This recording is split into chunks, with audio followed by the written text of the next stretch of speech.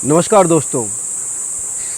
लखनऊ में मां का मर्डर करने वाले लड़के से जब उसके पिता मिले तो जब दोनों बाप बेटे की आंखें मिली तो काफ़ी देर तक खामोशी छाई रही। लेकिन बाप की आंखें नरम हो गई, आंसू बह निकले, लेकिन बेटा चट्टान बना ही बैठा रहा। आखिरकार बाप ने चुप्पी तोड़ी और पूछा कि बेटा, अगर गुस्सा आता तो तुम मेरा भी मर्डर कर देते। तो बेटे ने कहा कि ये तो वक्त बताता। बेटे का ये जवाब सुनकर बाप फूट फूट कर रोने लगा। दोस्तों, आप समझ सकते हैं उस बाप के कलेजे पर उस वक्त क्या गुजरी होगी जिसने कुछ दिन पहले अपनी पत्नी अपने बेटे के हाथ खो दी, और बेटा जवाब दे रहा है कि अगर आपका भी इस तरह से एटीट्यूड होता तो हो सकता था कि मैं आपका भी मर्डर करता। इनडायरेक्ट रूप से बेटे ने शायद यही कहा था, और ये बात उसका बाप भी समझ रहा था। वो बाप जो देश के लिए सीमाओं पर रक्षा करता है, देश की, जेसी हो है, अधिकारी है सेना में। जेसीओ नवीन कुमार का कहना है कि मैं 3 जून को ही समझ गया था कि बेटे ने कुछ गड़बड़ कर दी। उनका कहना था कि 3 जून को 8 बजे मेरी पत्नी से बात हुई थी। पत्नी ने बताया था कि मैं बिजली का बिल जमा करने के लिए जाऊंगी और कुछ काम करना था। 3 जून को साधना, नवीन कुमार की पत्नी, और वो माँ, वो बेनसीब माँ जिसको उसके बेटे ने ही कत्ल कर दिया, वो अपने बच्चे की किताब दिलवा कर लाई थी इसी बेटे को, नई किताबें, नई कोर्स के लिए। वो चाहती थी कि बच्चा पढ़ लिख कर आगे बढ़े, और इसी बात को लेकर अक्सर झगड़ा होता था। नवीन कुमार का कहना है कि 3 तारीख को साधना से बात हुई तो उसने बताया कि मुझे बिल जमा करने जाना है, जेई से मिलना है, और उसके बाद घर पर काम चल रहा था और काम के कुछ सामान लाना है। इसके बाद दोपहर में भी नवीन कुमार ने फ़ोन किया तो फ़ोन रिसीव नहीं हुआ, और शाम को भी। नवीन कुमार का कहना था कि मुझे तभी खटक गया कि कुछ ना कुछ गड़बड़ हो गई है, ये मेरा सिक्स सेंस था।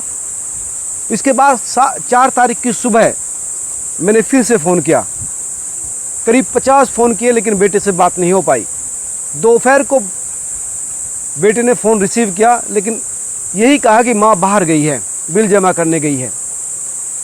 और इसके बाद अगले दिन 5 तारीख को करीब 1000 फ़ोन कॉल नवीन ने किया, लेकिन कोई जवाब नहीं दिया। उधर से बेटा व्हाट्सएप पर माँ बनकर जवाब देता रहा कि मैं आपसे नाराज़ हूँ, आपसे बात नहीं करूँगी। लेकिन मुझे ये अंदेशा हो गया था कि इस लड़के ने कुछ ना कुछ कर दिया है। और इसके बाद मैं अपना रेल से टिकट जो है तत्काल करवाने की कोशिश में लग गया, लेकिन तत्काल टिकट नहीं हो पाया। और इसके बाद मैं लगातार वही काम करता रहा, किसी तरह से रात बिताई। अगले दिन सुबह से वही फिर फ़ोन कॉल का हज़ारों कॉल किए। नवीन कुमार का कहना है कि 5 दिन में 5000 से ज़्यादा मैं कॉल कर चुका था, लेकिन बेटे ने सिर्फ व्हाट्सएप के जरिए ही जवाब दिया। और इस दौरान मैंने अपने ससुराल भी फ़ोन किया, वहाँ से भी कोई सूचना नहीं मिली।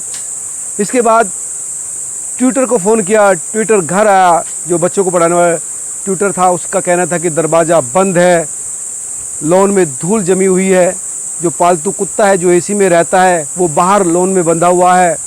दरवाज़ा खटखटाने के बाद भी कोई जवाब नहीं मिला। उसके बाद ट्विटर ने जो है फ़ोन किया तो उसका व्हाट्सएप से भी जवाब दिया साधना ने। दरअसल वो लड़का ही जवाब दे रहा था कि मैं बाहर हूँ, अभी बात नहीं कर सकती। इसके अगले दिन बाद फिर नवीन कुमार लगातार फ़ोन करते रहे 7 तारीख को, और एक पड़ोसी को भेजा तो पड़ोसी ने यही बताया कि आपका बेटा स्कूटी लेकर निकला है क्रिकेट खेलने के लिए। नवीन का कहना कि इसके बाद तो मुझे पक्का यकीन, शक मेरा यकीन में बदल गया कि साधना कभी भी मेरे बेटे को स्कूटी नहीं देती थी। इसका मतलब जाहिर है कि साधना नहीं रही। और इसके बाद शाम को 7:30 बजे बेटे ने बताया कि छत के जरिए कोई आदमी घर में घुसा और उसने माँ का मर्डर कर दिया। मैंने छूटते ही किया कि हरामजादे, तूने अपनी माँ का कत्ल कर दिया। और उसके बाद उधर से फ़ोन काट दिया गया। साधना को लेकर जो पड़ोसियों का कहना है कि बहुत ही खुश मिजाज, अच्छी मिलनसार औरत थी, हर दुख खुशी में खड़ी रहती थी।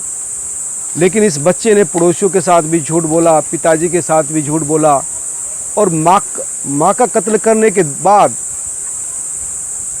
जैसे मैंने बताया कि 4 तारीख को साधना जब बाहर गई बिल जमा करके आई तो बिजली का कुछ सामान घर पर लाई भी थी, क्योंकि घर में काम चल रहा था। तो उसने घर पर आकर देखा कि बेटा मोबाइल में पबजी खेल रहा है।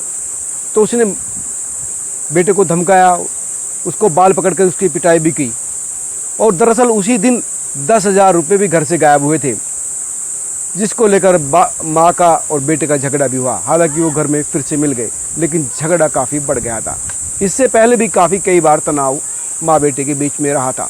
दरअसल ये लड़का जो है बिल्कुल एडिक्ट हो चुका था मोबाइल्स को लेकर, और काफ़ी एग्रेसिव रहता था। छोटी बच्ची का कहना था कि स्कूल में बच्चों के साथ भी झगड़ा होता था, स्कूल से कुछ सामान भी उठा कर लाता था, कई स्कूल बदल चुका था। बड़ी मुश्किल से इस नए स्कूल में एडमिशन मिला था, लेकिन यहाँ भी लगातार झगड़े और तमाम चीज़ें चलती रहती थी। 4 तारीख को ही इसने अपनी माँ का मर्डर कर दिया और फिर अपनी बहन को डरा कर दूसरे कमरे में बंद कर दिया। अगले दिन जैसे 8 बजे उठा, सुबह 8 बजे निकला और 3 बजे घर आया। वो लड़की भूखी प्यासी कमरे में बंद रही, और वो 3 बजे आने के बाद ऑनलाइन अंडा करी मंगाई, एक दोस्त को बुलाया और दोनों ने जमकर पार्टी की, और इसके बाद पूरी रात फिल्म देखी। अगले दिन फिर वैसे ही हुआ। अब थोड़ी लाश में सड़न पैदा होने लगी थी, तो रूम फ्रेशनर के जरिए उसने उस बदबू को मिटाने की कोशिश की। नेक्स्ट दिन एक दूसरे दोस्त को बुलाया और उसके साथ भी पार्टी की, एंजॉय किया। दोस्त ने बताया कि कुछ बदबू आ रही है, तो दोस्त को बताया कि शायद पड़ोस में कोई जानवर मरा बैठा है, पड़ा है। लेकिन 7 तारीख को बदबू इतनी फैल चुकी थी कि उसको रूम फ्रेशनर के जरिए भी नहीं रोका गया। और इसके बाद बेटे ने बाप को एक झूठी कहानी सुनाई, माँ के चरित्र पर सवाल उठाए, एक इलेक्ट्रीशियन से रिश्ता जोड़ा और बताया कि माँ का मर्डर उस इलेक्ट्रीशियन ने कर दिया है। लेकिन क्योंकि बाप का जो सिक्स सेंस था वो पहले से ही बता रहा था कि इस बेटे ने कोई बड़ा कांड कर दिया है और अब तेरी पत्नी नहीं रही। और फिर से जब हुआ तो उसके बाद अपने भाई को फ़ोन किया, पड़ोसियों को फ़ोन किया, पुलिस आई, पुलिस को भी गुमराह करता रहा, वही कहानी सुनाई। लेकिन जब पुलिस ने इंट्रोगेशन किया तो ये बात लगातार ही झूठ बोलता रहा कि रूम में कोई आया था, 24 घंटे पहले ही माँ का मर्डर हुआ है। लेकिन जो शव देखा, शव की जो हालत देखी, उससे साफ जाहिर हो चुका था कि शव 3 से 4 दिन पुराना है। एक शक तो यही। साथ ही वो लगातार पड़ोसियों के साथ ये झूठ बोलता रहा कि मेरी दादी की तबीयत ख़राब है, माँ चाचा के घर गई है, जबकि ऐसी बात नहीं थी। लगातार कई झूठ सामने आने के बाद इसके साथ जब वो छोटी बच्ची थी वो डरी हुई थी। हालांकि उसने वही बात कही जो उसका भाई उससे चाहता था, क्योंकि उसको डरा रखा था कि अगर तूने सच बोला तो तेरा भी मर्डर कर दूंगा। लेकिन जब पुलिस ने उसको थोड़ा सा समझाया, नॉर्मल किया, तो उसने सारी सच्चाई उगल दी। और इसके बाद लड़के को जब सख्ताई से पूछा गया तो उसने सच्चाई बता दी। उसका यही कहना था कि माँ मुझे रोकती थी, पढ़ने के लिए कहती थी, मोबाइल गेम खेलने नहीं देती थी, और इसीलिए मैंने माँ का मर्डर किया है। पुलिस वालों का भी यही कहना है कि बच्चे से जब हमने पूछा तो उसको इस बात का कोई शिकवा शिकायत नहीं है, गीला नहीं है कि उसने अपनी उस माँ को मार डाला है जिसने उसको इस दुनिया में लाई थी, 9 महीने दर्द सहा था और पाल पोस कर इतना बड़ा किया था। तो दोस्तों, ये आज बड़ी चुनौती पेरेंट्स के सामने आ गई है कि पेरेंटिंग को लेकर किस तरह से चले। जब से मोबाइल फ़ोन और इंटरनेट हर हाथ में पहुंच गए हैं, उसके साथ साथ इस तरह की चुनौती भी हर पेरेंट्स देख रहा है, उसका सामना कर रहा है। जाहिर है अगर आपके सामने भी इस तरह के प्रश्न हैं तो आपको बहुत ही केयर के साथ इसको हैंडल करना पड़ेगा। बच्चे को समझाना पड़ेगा, गेमिंग से दूर करना पड़ेगा, आउटडोर खेल के थ्रू या समझाने के थ्रू उसको इस डिजिटल दुनिया से बाहर निकालना पड़ेगा। क्योंकि डिजिटल दुनिया के एडिक्शन के साथ साथ उसके अंदर हिंसक प्रवृत्ति भी अब जाग रही है, जिसका नतीजा इस तरह की घटना देखने को मिलती है। आप क्या सोचते हैं मुझे ज़रूर बताना। साथ ही इस खबर को उन तमाम लोगों तक पहुंचाना ताकि ये एक जागरूकता पैदा कर सके, हर पेरेंट्स को ये बता सके कि किस तरह से पेरेंटिंग आज चुनौतीपूर्ण हो गई है। और अगर वो चाहते हैं कि बच्चे सही लाइन पे रहे तो उनको बहुत ही जागरूकता के साथ काम करना होगा।